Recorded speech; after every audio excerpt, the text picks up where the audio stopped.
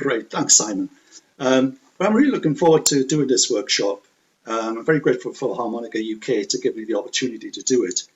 And it's a chance to share some of the things that I've learned and maybe just done as an individual as well with you. That it's not about this is the best way or, not a good way.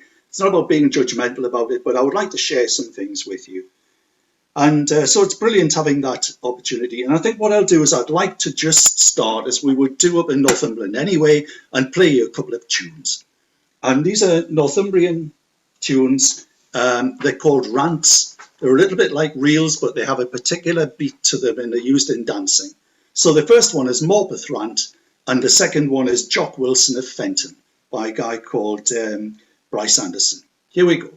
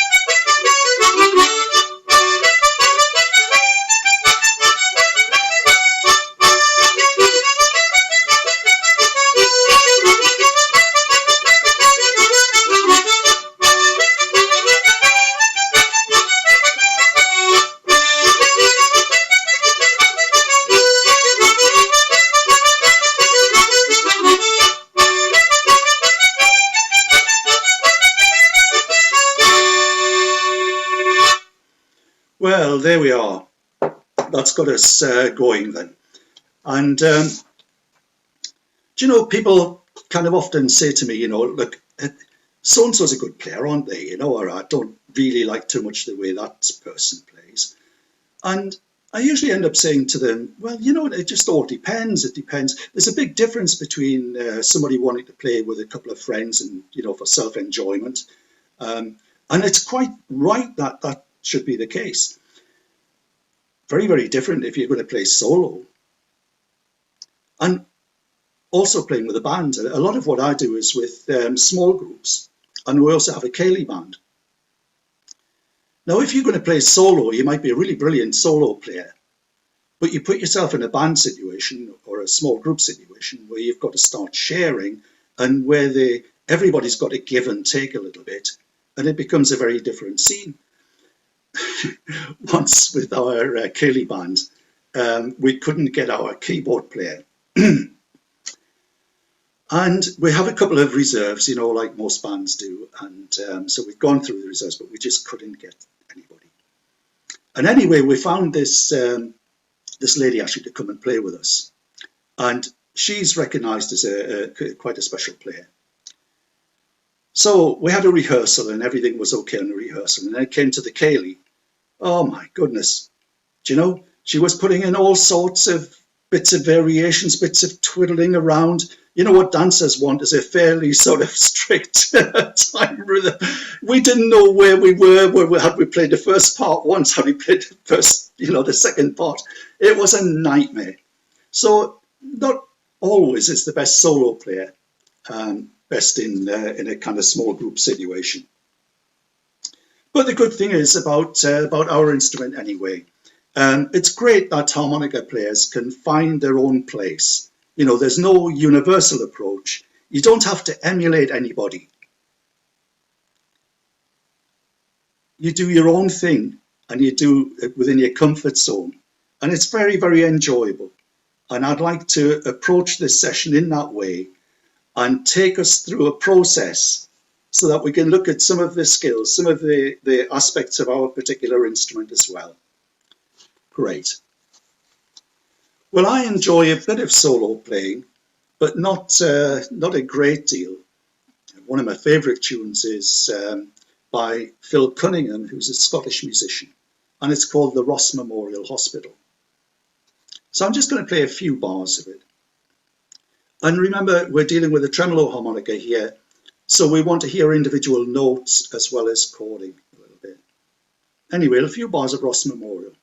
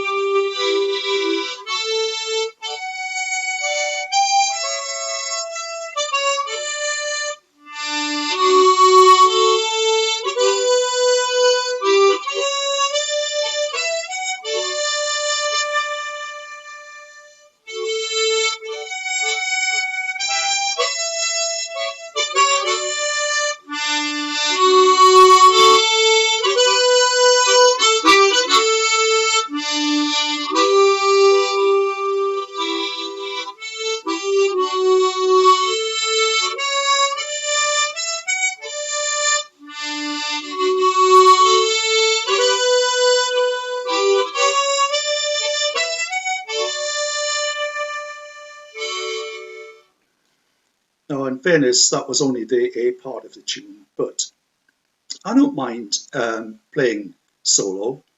I really, if I'm going to play solo, I prefer to have a piano accompaniment.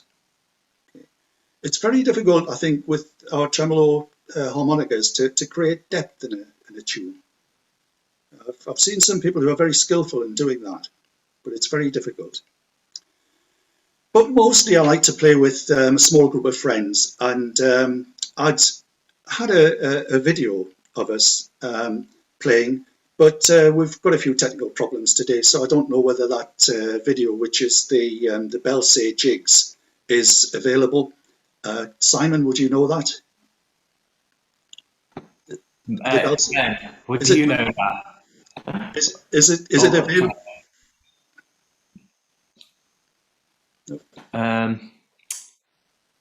I think. Unfortunately, I haven't managed to be able to download it yet. That's okay. Right, well, we'll just abandon that. But I've got a few great friends. A guy, Ian Scott, a very, very good accordion player. Kathy Anderson, who plays keyboard, is fantastic. Tremendous expression in the way she plays. Phil Armstrong, fiddle player, and Andrew, who plays Northumbrian pipes, Northumbrian small pipes, which we like to build in now. And Rob and Ali. Rob plays English concertina, but he also plays Northumbrian pipes. And Ali, Rob's wife, plays fiddle. So we get together usually about once a week and just have a play for our own enjoyment. And it's great fun because ideas are bounced off each other, and it's absolutely super. I love doing that.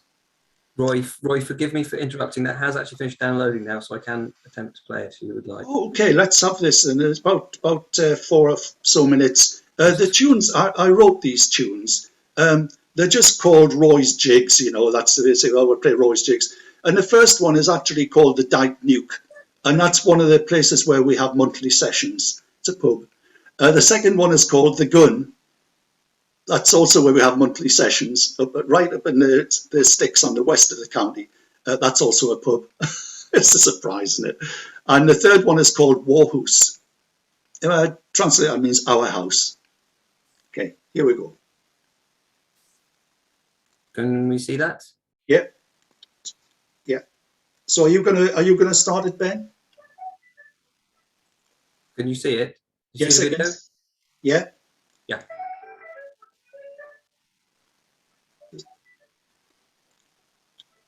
Should I? Ben, we can Ben, just see the folder. sorry, we can't really see it. We can see the drive. That's what we've got on. Oh, can I start it with that? If I click on that, what's on my screen now? Will it start? No. Hold on a second. No, right. Okay. Sorry. Okay. So we're probably not going to get this. Yeah, we are. Oh. Yes. Okay.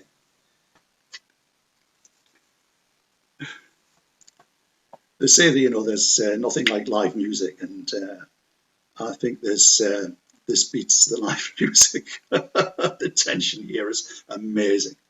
We'll get there. I can see one or two other people. I can only see another couple of people having a smile, and that's encouraging. Thank you.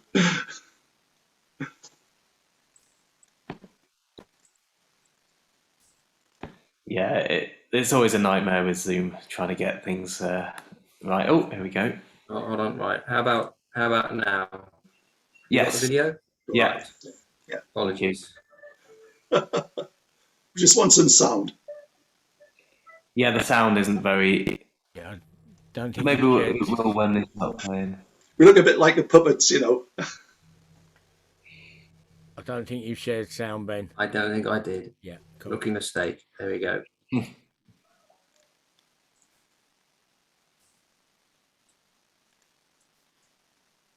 Okay, starting again. Last time.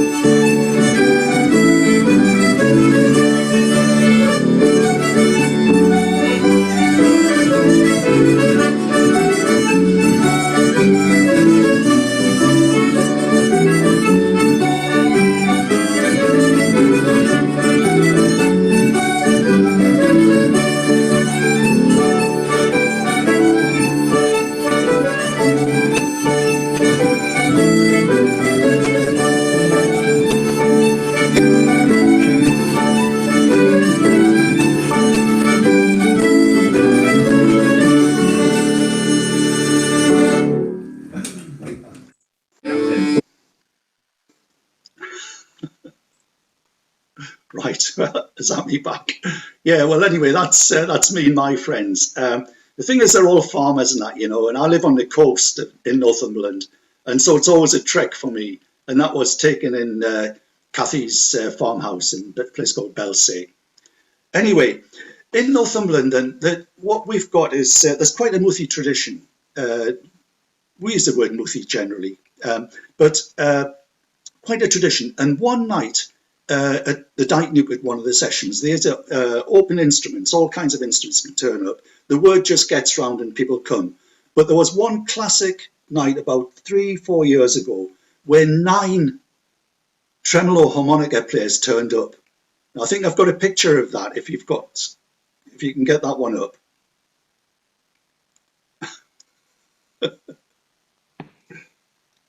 Have you got that one, Ben? Or Trev? I'll tell you what, if I hold a picture up, can you see it? Oh, yeah. No, I have. Sorry, excuse Have you me. got I'm it? just trying to. I'm in trouble with my Windows. Oh.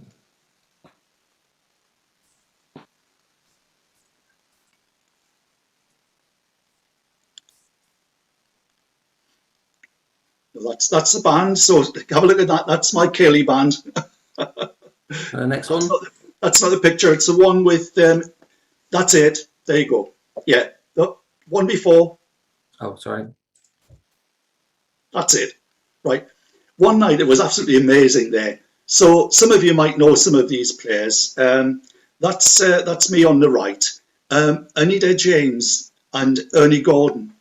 Ernie's, I know, played a few things for Harmonica UK. And then we've got Tom Swinney and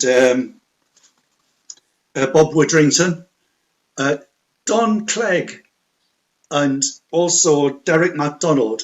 They live right away up towards Kielder in the far side of the county, and they'd come over. And a guy called Jimmy Little on the left. Jimmy's a smashing player, really good player. You usually find Jimmy, he's got a very soft style of playing, and he's usually best when he's got a couple of fiddle players with him. It creates a really nice sound. So it was an amazing night. Never before have 9 tremolo harmonica players. I reckon in the county we've got about 14 or 15, and that was quite amazing. Anyway, we can take that image off, thanks. And you'd also be surprised at how many of the tremolo harmonica players in Northumberland actually compose music. It's really incredible. I mean, Ernie Gordon's done a few tunes, and I think some might have come across them. But also we've got Don Clegg, I mentioned, the guy from Kielder. Don writes beautiful music. He lives right on the edge of Kielder Dam, you know, which is way up on the borders. Beautiful music. And Alan Nicol, with his little touch of Irish stuff. And even a couple of the youngsters. We've got a couple of young guys that play tremolo harmonica or are learning at the moment. And Kai Adamson, one of them, has written a few tunes. And it's really good to know that that's continuing. I'm pretty well known for composing. I've got tune books, a number of tune books, and they're all over the place. They're all over the world. I've got one to go off to Australia shortly. So around the UK and in Europe as well, in Germany. And I had it was a really strange experience one night at the Dyke Nuke, that place we've just been looking at. I'd gone in a little bit late, and they'd already started playing. The session had started. And I thought, well, I can't get through to the seat just yet. So I stood at the bar and I thought, I know that tune. I just have a feeling I know that tune, and I couldn't place it. And then I realised, God, it's one of my own tunes. It's a tune called the Millennium Bridge, which I wrote back in 2000. It's a new bridge over the River Tyne at Newcastle. So I got in there and sat next to this guy, and he says, Millennium Bridge. And I said, yeah, where did you get that? He says, and it turns out the guy was a Swiss guy. He was called Beat Weber. And he comes over to Northumberland about once a year. And Beat was sitting there playing the Millennium Bridge. And I said, well, where did you get it? He says, it was handed on. So this guy was handed on a bit of music, you know. It was amazing. So musically, I've got a lovely relationship with some people called the Southern Celtic Fiddle Orchestra in Christchurch, New Zealand. I've written a few tunes for them, and they're not a big orchestra like the Scottish Fiddle Orchestra, but they get around in the summer season, and it's a lovely thing. So I love writing music. I'm probably better known for writing music, perhaps, than playing the harmonica. Right. Well, look, we're nearly getting to where we can start to do things, but I'd like to tell you how I got involved in this. And there's another image there of my dad, if you could pop that one up, please, in the desert. Ben, is it coming? No, that's Nuke Band. That's it. Yeah. Now, this is a very, very treasured image in our family. The guy that's lying on the bed and playing the mouth organ is my dad. He also called Roy. And that was in probably about 1942, 1943, in the middle of the Libyan or Egyptian desert in World War II. So I learned how to play from my dad. And I'd like to have a look at some of that with you. Okay, we can take the image down, please. My dad was a really good player, but it was in a style of playing which is different to the way we play now.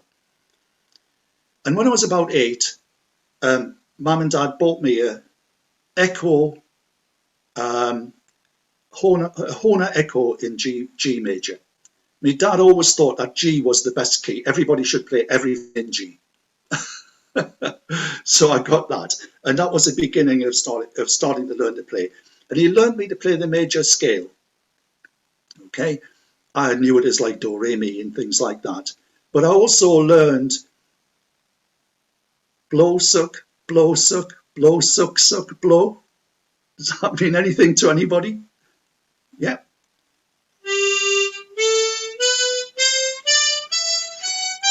Blow, suck, blow, suck, blow, suck, suck, blow. I said that to one person, and they put the mouth organ to their lips and went like this. I said, no, you've got to move the muthy. So I learned that from my dad. And I learned the basic way, and I think it's like this.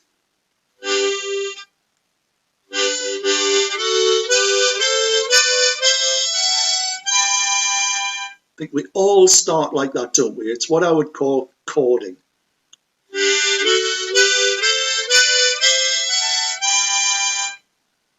And then I learned a little bit what's now called tongue pursing or tongue puckering, getting less of the mouth organ in your mouth.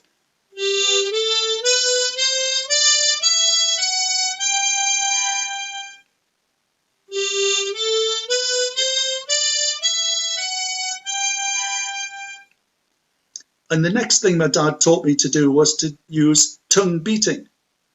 So you know what I mean, I think, by that.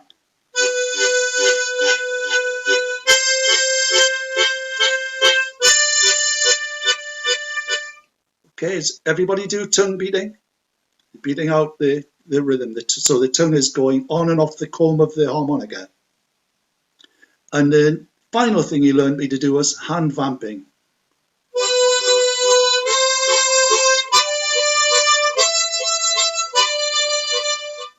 Okay, so the basic foundation really of being able to play the tremolo harmonica. And of course, Sunday evenings, you know, I used to play with my dad. And my brother wasn't into music, he would do off somewhere. We used to have Radio Luxembourg on in those days. I'm talking about the early 1950s, and I was an Ovaltine. There was an Ovaltines club on the radio. So after that, we'd have a play. And I'm going to try and play a tune in the way that my dad would play, and it's White Cliffs of Dover, just a little bit of it, not the whole thing. So it's got a little bit of lip pursing, tongue beating, and hand vamping in it.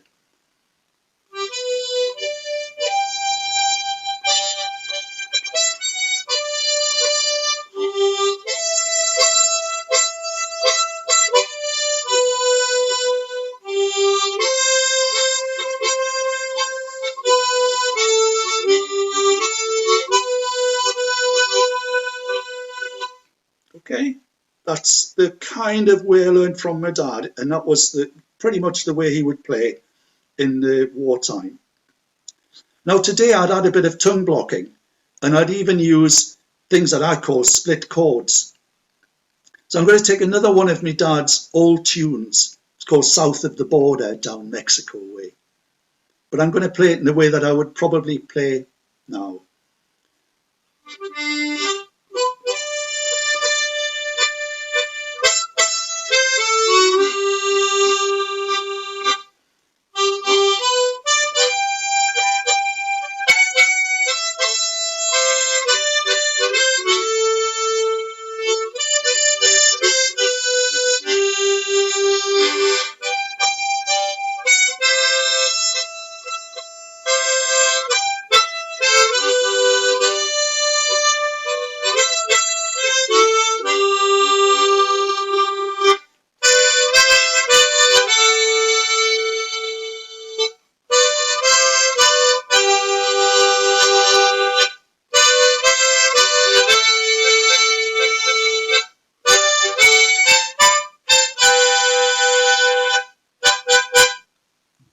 Okay, now that was my dad's old style was there.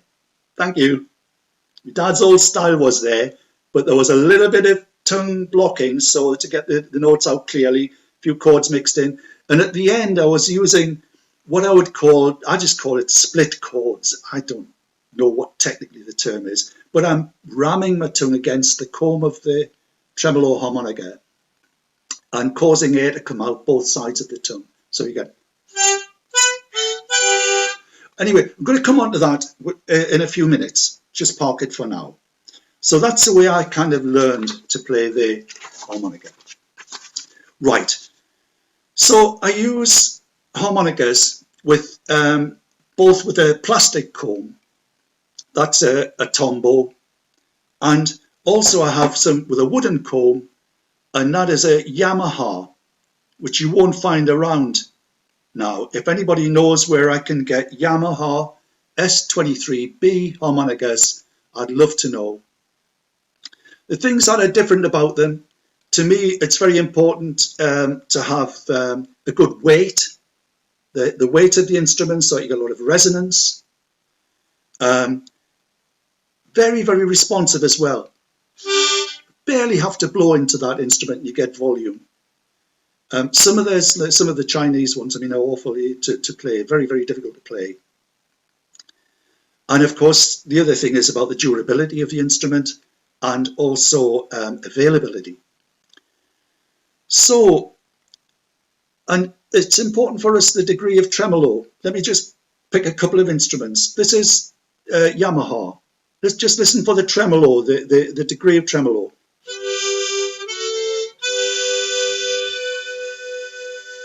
Okay. Tombo.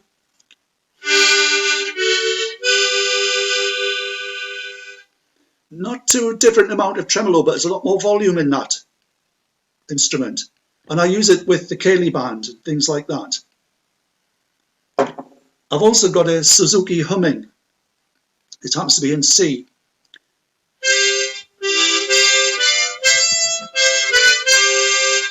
Very loud and I think quite a hard tremolo.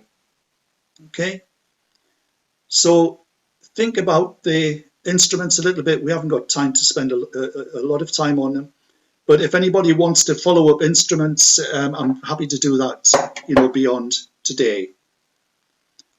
What are people playing? Can I just take a quick call on 2 or 3 people? What instrument?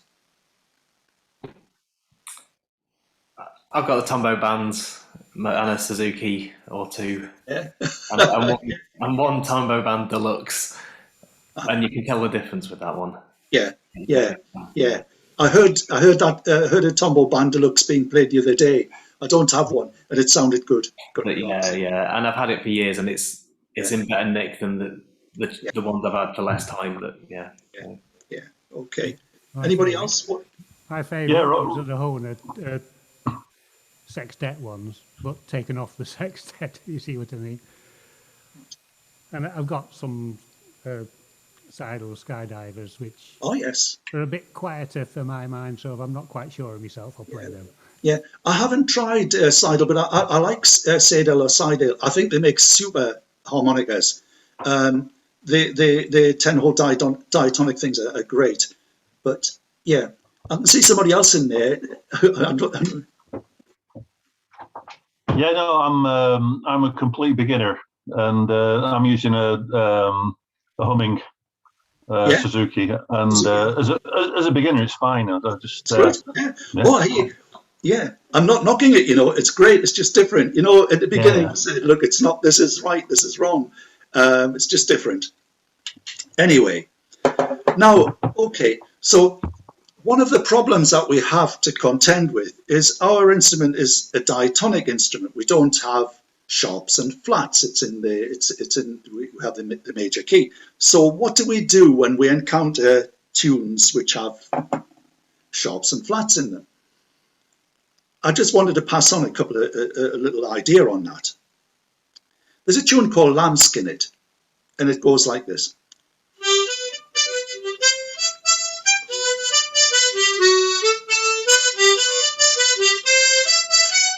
And that's fine. And then it goes, but there's no C sharp. Okay, we haven't got a C sharp. That's all right. So if you're struggling with that,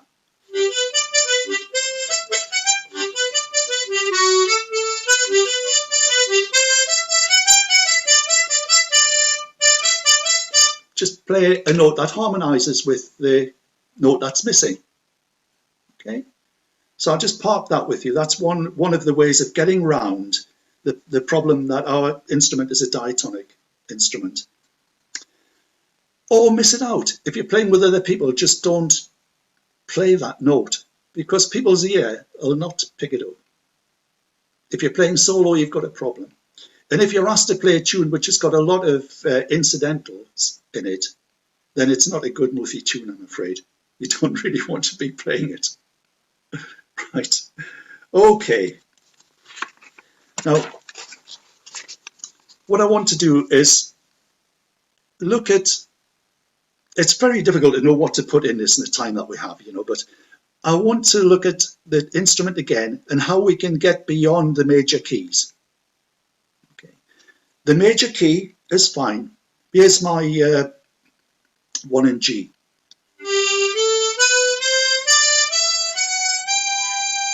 That's fine. Okay. But we can also play in other keys on our harmonicas. For example, I can play in the minor key. And so to get into the minor key, if I play the Do, the bottom note, just move down 3 notes, include the first note as being the G, or the Do.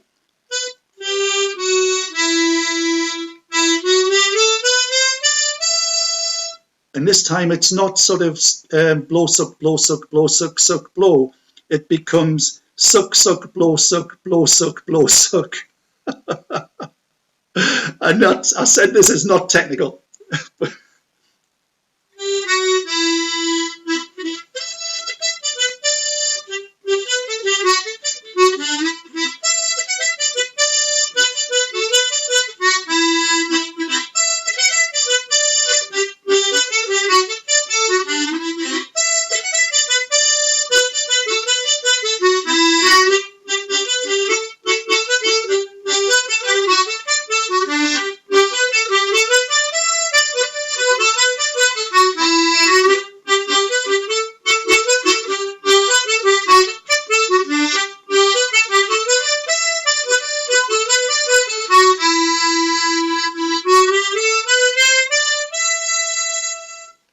Okay, so the same instrument, have a little experiment with these things, try and think about it.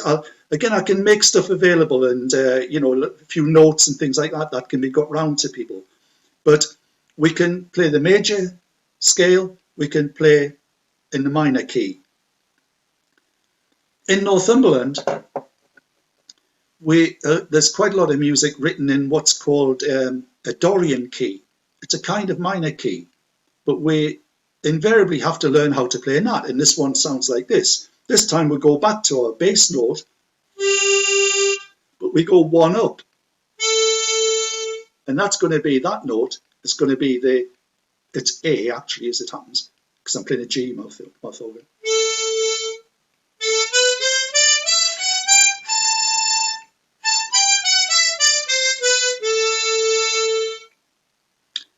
And that is suck, blow, suck, blow, suck, suck, blow, suck. So from the G, just at one note.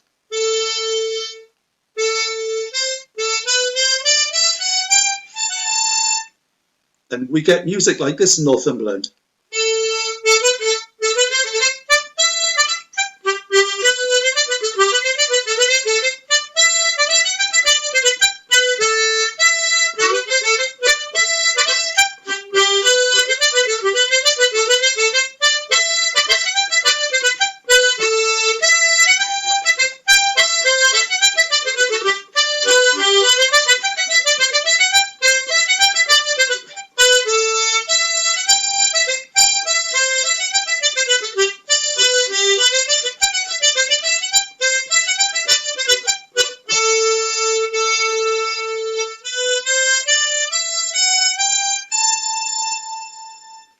Okay, That's so great. that's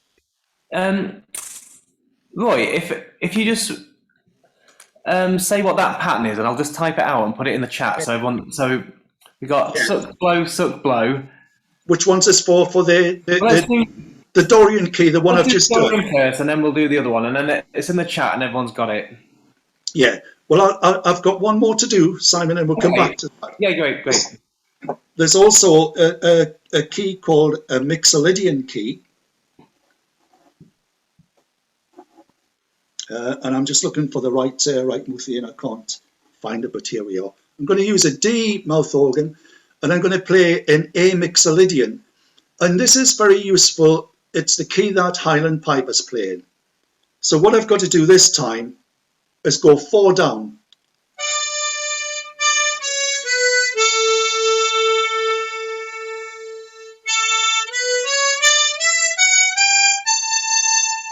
It's got flattened sevenths.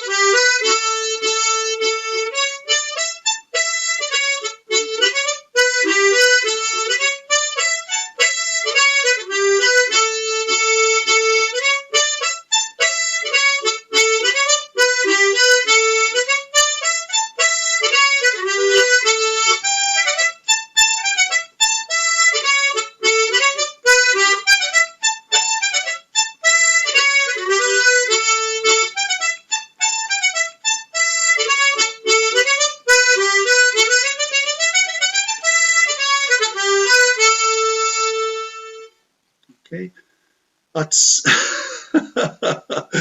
now look, you're not gonna, if people are starting off, they're not going to be in those realms. But the point I want to get across is people think, oh yeah, it's just a tremolo harmonica, you know. You can do a lot with that tremolo harmonica. You can certainly play not just the major keys, but you can play the minor keys that are associated with that. You can play the harmonica using single notes with, you know, or you can play. It's a beautiful instrument, and it's actually got an inbuilt resonance, which is fabulous. So, right, coming back to Simon then. Yeah, I can give you this. Obviously, we know when we play the major scale, we go to the bottom note of the scale, G, and then it's blow, suck, blow, suck, blow, suck, suck, blow. Just moving the mouth organ up there. Okay, that's the pattern. if somebody was starting off, that's how they would be helped to learn. For the minor keys, we have to go to our bass note, which is G, and we go down one. And the sequence there is moving up again in the same way, suck, suck, blow, suck, blow, suck, blow, suck. Right. The Dorian key, which is a form of minor key, I'm told, the Northumbrian one, we go to our note. This time we go one up to get the bass of that key. And it's suck, blow, suck, blow, suck, suck, blow, suck. It's especially for Simon. Right. Hope you're writing all this down. I'll just quickly. So you're starting the second note of me. Simon, I'll send it. I'll just send it. Yeah. Right. So the point is, we can play in these other keys, and that's very important. And I've written some music in these keys as well. If you have a look on YouTube, just search Roy Hugman on YouTube. I'm not very good with YouTube, so there's about 2 or 3 little channels, but search for Roy Hugman's Northumbrian music, and you'll hear some of this stuff on YouTube. I've got a few bits of recordings that I've put onto YouTube. But it's I think today the best we can try to do is to have a walk through the tremolo harmonica and what we can do with it. Okay. So the other thing I wanted to deal with is how we hold the harmonica. Now, you've got 2 choices. I see people playing like this.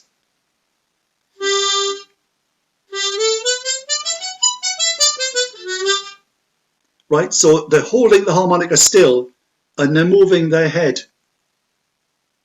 Okay, big recipe for sore neck. And it's virtually impossible to play a tune which has leaps in it. I've got a...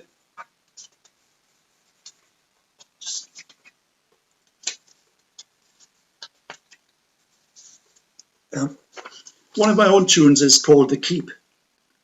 And it's got leaps in, So change the key.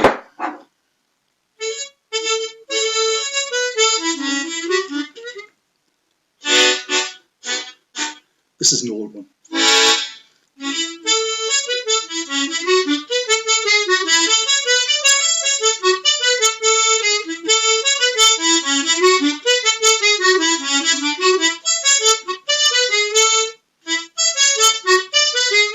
Okay, you try.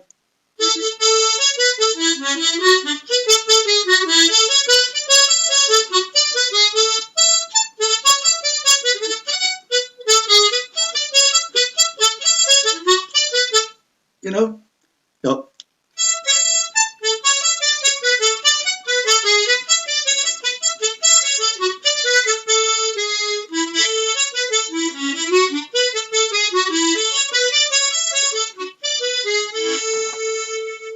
So holding the tremolo harmonica, get yourself in a position where you're holding the instrument is resting in your mouth, and you're actually keeping your head still, but moving the harmonica. Is everybody doing that? Yeah, good. Yeah. Some people use a frame. Have you seen it where they rotate it and they've got about 3 harmonicas? I think it was invented in Germany and they call it a Kreuzbänder, which I'm told is like a cross turner, Okay, so they have, and all the sound goes into this mechanism. Our beautiful tremolo sounds never escape from this device. But it also means because you're holding it like that they're trying to play like that. And you can't see your colleagues playing. If you're trying to look at somebody, you go like like that. And also when you get into these tunes with leaps in them, it's horrendous. Now, some players have stuck with this, and it works for them as a way of doing it. Well, that's fine. But much easier to keep your head still and move the harmonica. We okay with that? Right. A little bit about lip playing.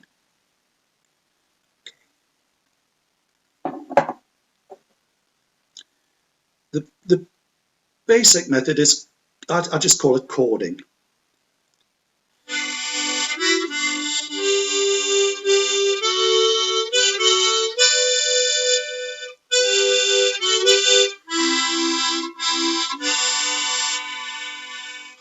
So no tongue on the comb, just simply making an air seal, the harmonica, and playing chords.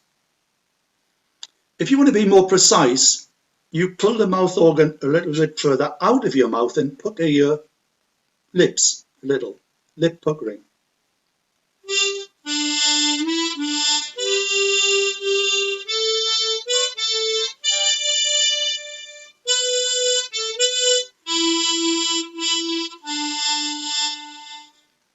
Okay, so we can progress from chording to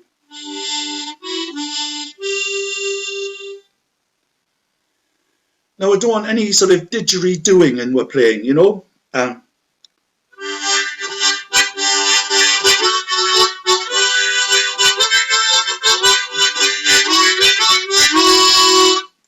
Yeah, right. You don't make didgeridoo sounds into your beautiful tremolo harmonica, right? It doesn't like it, and it doesn't sound good. And no diddly-diddlying.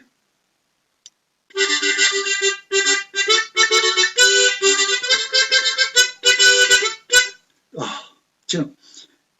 Right, so no didgeridooing and no diddly-diddling, and never, ever, never, ever try to bend notes on a tremolo harmonica. You got problems. The guys do it on the other, it's fantastic, the blues players, I just love hearing them. But you do not bend notes on that. I'm not even going to try and bend a note on it, because you might as well chuck it in the bin. And you know the problem that we have with our harmonicas, our tremolo harmonicas, they are fragile. And it's invariably one note that goes off, you know. It's really, really sort of annoying, isn't it? You have to chuck the whole thing away. So don't bend notes at all. But the thing's not called it's not called a lip organ, it's called a mouth organ, isn't it? And it implies that things are happening in the mouth. I really think we're going to have to come back to all this sometime, you know. But tongue beating we've already dealt with, haven't we? Put your tongue on, play a note, and beat the timing of the note. Let's do.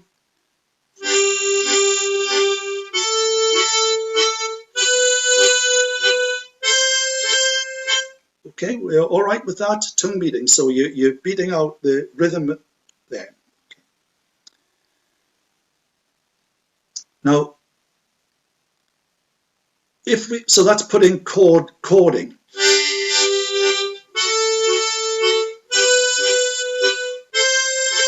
With tongue beating. But for greater accuracy, we can use tongue blocking. And as soon as anybody mentions tongue blocking among harmonica players, whoa, you know, it sounds such a mysterious and difficult thing to do. But if you're actually doing tongue beating,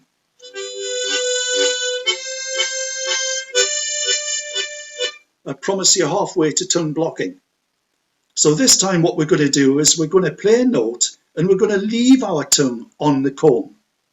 Not to beat it, but to leave it on.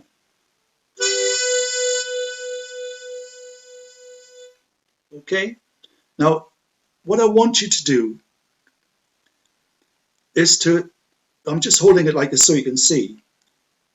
Put your tongue on the comb.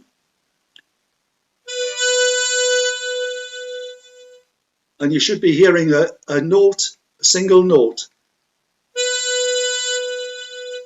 which in my case is coming out of the right hand side. That's right tongue blocking.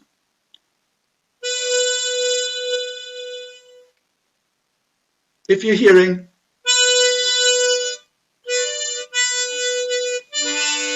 you've got your harmonica's too far in your mouth, okay, or you haven't got it at right angles to your tongue. So you've got to experiment until you can put your tongue on the comb and play, and all you're hearing is one single note.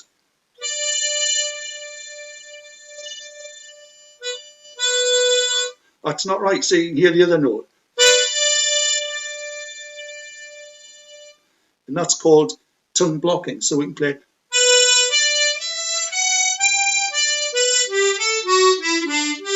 So my tongue's on the comb all the time. Okay, and there's quite a clear single note coming out. Give it a try. But it's actually not a difficult thing to do. And I can tell you that, in my opinion, it's nowhere near as difficult as when we first picked up these instruments and tried to play a scale. Blow, suck, blow, suck, blow, suck, suck, blow.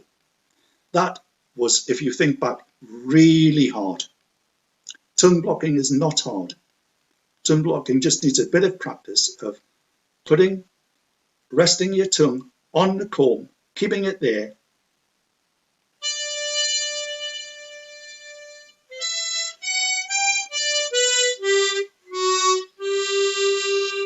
Okay. And I think it's a technique that is well worth playing, learning and playing. It means you can play cleanly, and you can always add the chords.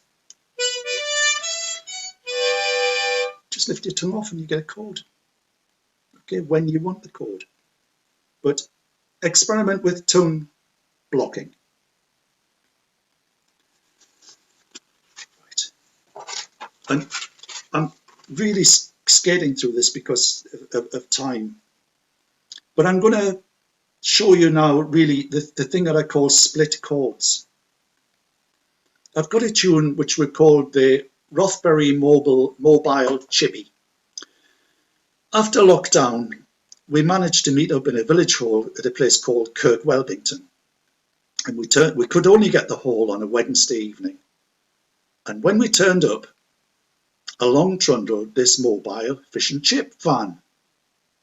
From Rothbury, it turns out that it goes to Kirk Welbington village for an hour and then goes on to another village and another village. So we decided this was great. We'll have fish and chips before we start the session. And there was so much excitement, I just had to come up with a tune. So this is the Rothbury Mobile Chippy. And I'm going to I want you to listen for that split chord stuff.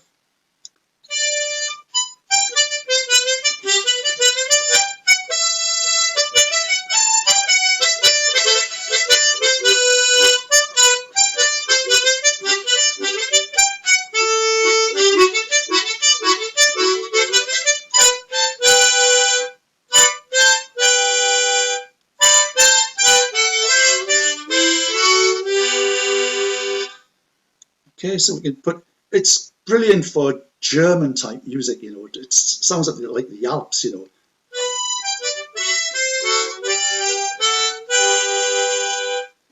So what I'm telling you to do now with tongue blocking is tongue blocking first. Put your mouth on, tongue on all the time. Don't put your harmonica too deeply in your mouth. But when it comes to split chords, it's a contradiction really. I'm going to say, shove your mouth organ right in your mouth.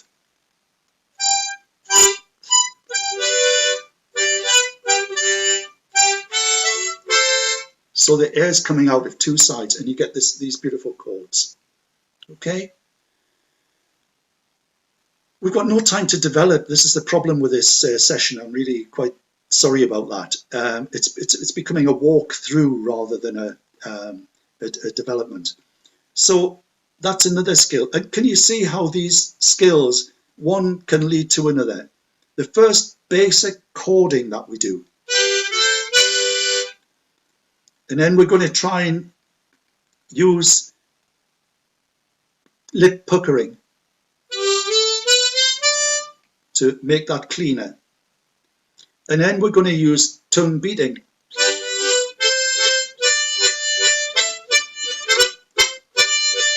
To beat out the rhythm of the tune we're playing. And then we can use that same kind of process of putting our tongue hard on the comb, and in this case, pushing the harmonica back into the mouth.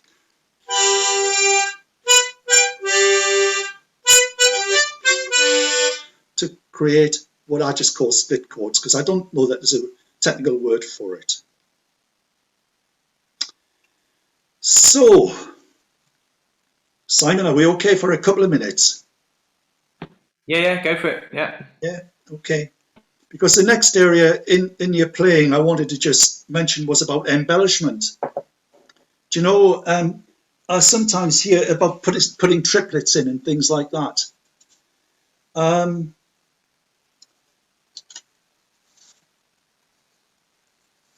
I've heard some players putting so many triplets into tunes that you say, where's the tune gone? It's all triplets. There's a lot of it in Irish music. But I think with our instrument, we need to be a little bit careful, a little bit conservative about putting triplets in. We've got a Scottish tune here. I think it's Scottish, actually, called the Merry Blacksmith. You've probably heard it.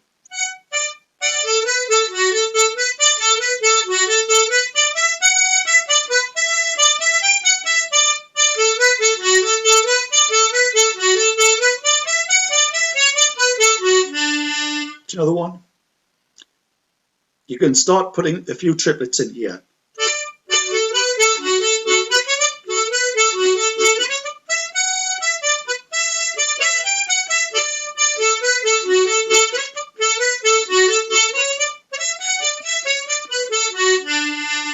Okay, but not the whole tune. Don't go overboard. This is for people that can play a bit. Be careful with the way that you bring embellishments into playing. So you can. It sounds something like this.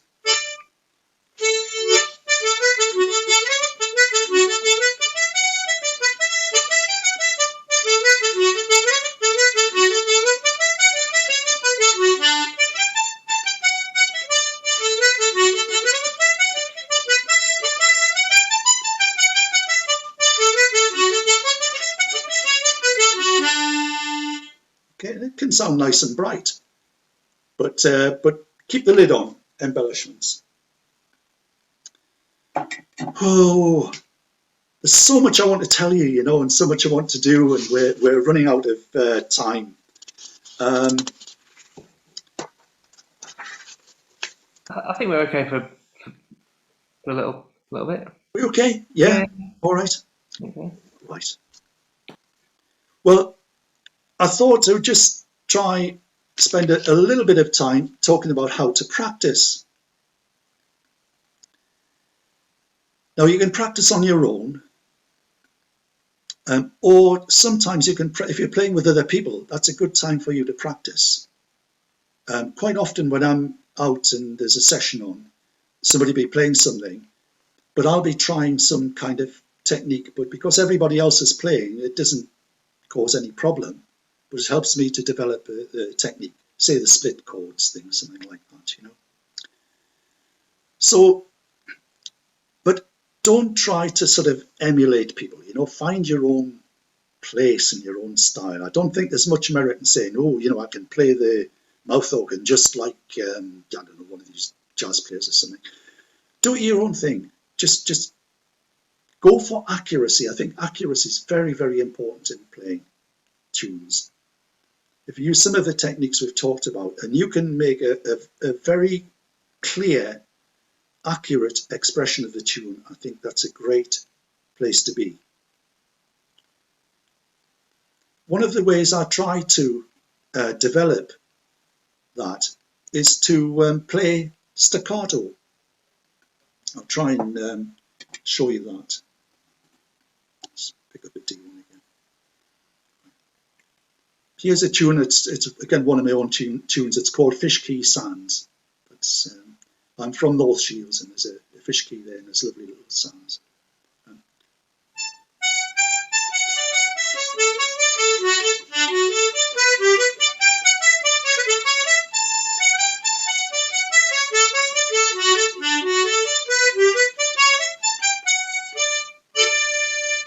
Now, it's very important to try and get those notes clear. So sometimes when I practice, I actually deliberately make it staccato.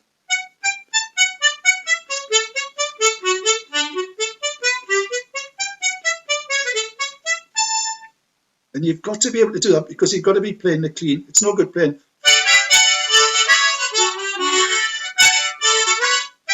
Okay? So a good way to practice learning the tune is to think about playing it staccato.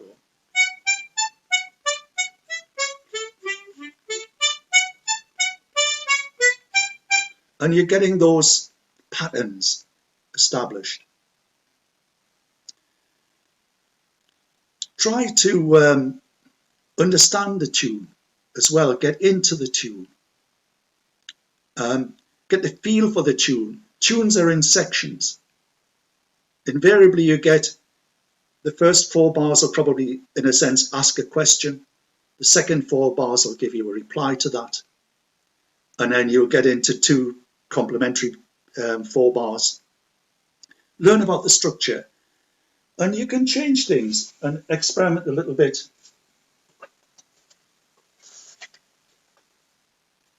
Just let me find a bit of music I'm looking for. Here we are. Right, lovely tune.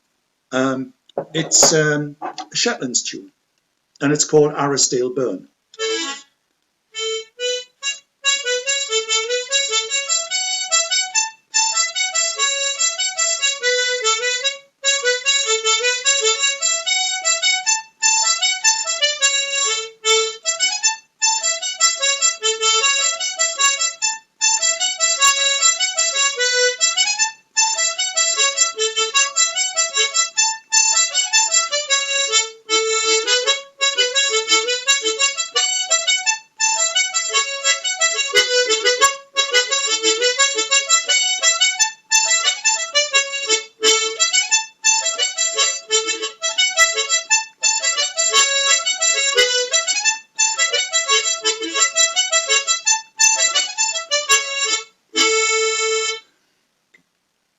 Now, to me, that tune, when I kind of heard that, the tune's got to get into your head, you know, and try changing it. Here's the same tune. I hope Bobby Tulloch, who wrote the tune, doesn't mind me doing this, but you can play it as a strathspey. You know.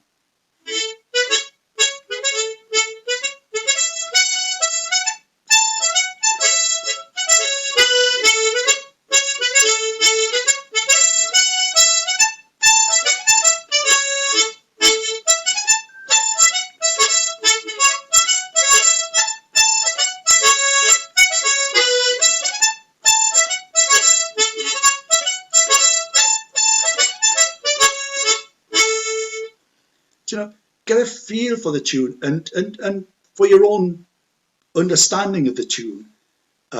Change it a little bit. You know, get into the tune when you practice. And accuracy as well, of course. If you're playing with other people, timing is important. And let's say somebody else is playing a fiddle, learn to watch them and you can sort of anticipate really when the note's going to happen. And it makes for tighter playing.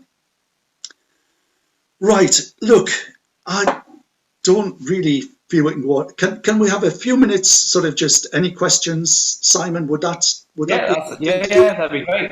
And then what I'd like to do, if we do that, any questions, then I'll play one final tune. Yeah, fantastic. There's some questions that have been put in the chat actually. Which we've got. Oh, your tune books. Are they? Where can people get hold of them? Yeah, we just got to get in touch with me. I mean, most of them are not in print now, but I can photocopy them. It's like the lady in Australia. I've just got this email, and so she's asking for a book, and I don't have it, but I have the original sheets, and things like that, so I can just put together a photocopy and get them to people.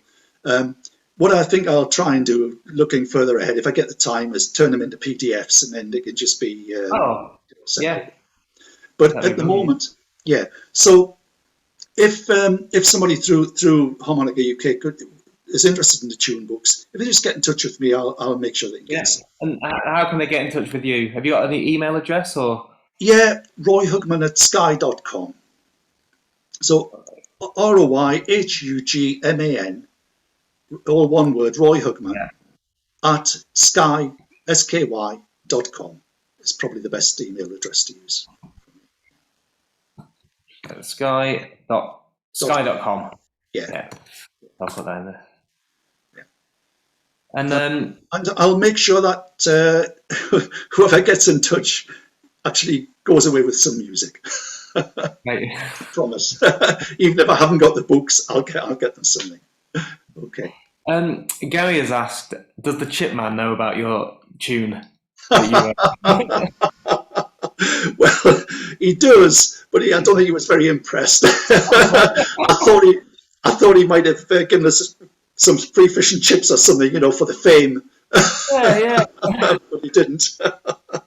I'll tell you what, they're really good fish and chips. And so we started going on the Wednesday evening. You see, this was just after our lockdown had finished, but we still had a social distance in the village hall. So, and we tried to hang on to the Wednesday evening, but the youth club came back in the village hall, so we could get Tuesday.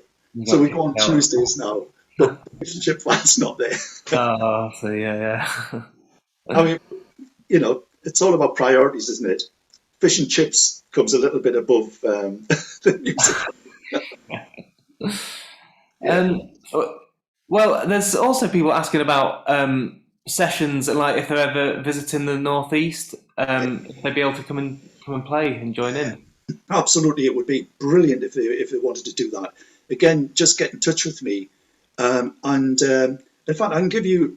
Well, the problem is we've got before lockdown and now after lockdown. And things are starting to shape up again, but they're not exactly the same as what they were prior.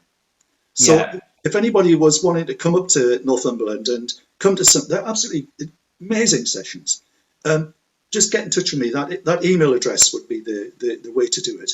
Yeah. And I'll be able to tell them what's happening, where and when. As best I know it now, after... Yeah. There you go. You've got insider knowledge on where to go. Yeah. Well, I don't know all the sessions, but it's getting a bit of a problem for me, actually. I mean, we have what we call a big session, which is usually for us, it's been the first Tuesday. That's where my little group of friends are joined by lots more who just come, and that's Tuesdays. But the people that were doing the monthly sessions are asking if we can go back and so on, to some of these pubs, and so you have to start adding that on. It gets a problem, It's too much. Well, I'm okay, but my wife's not very happy. If I'm out once now and again, she's over the moon because she can do her own thing. But when I'm out every 4 nights a week, then it's yeah, okay.